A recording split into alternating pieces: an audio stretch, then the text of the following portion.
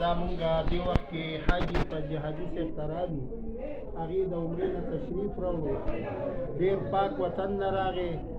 د هغه وطن خاوره چې دا هغه هم زمونږ دپاره دوی ده، نو دې ته کتل، د ده مخ ته کتلو کې دومره ثواب دی لکه یو انسان چې د یو عالم مخ ته ګوري.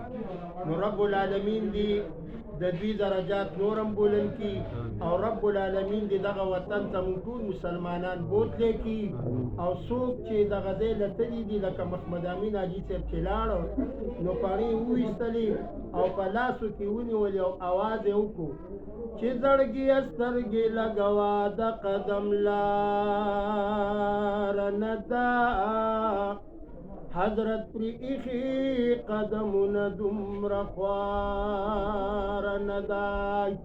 ځان ته محمد امین حاجي صاحب وایي چې ای زړګیای سترګې لګوا د قدم لاره نه ده، حضرت پرې ایښي قدمونه دومره خواره نه ده. نو رب العالمین دې ورله مونږ او تاسو هم بوتلی کړي، او څوک چې ورله تللي دي الله پاک دې ورله بار بار بوتلی کړي.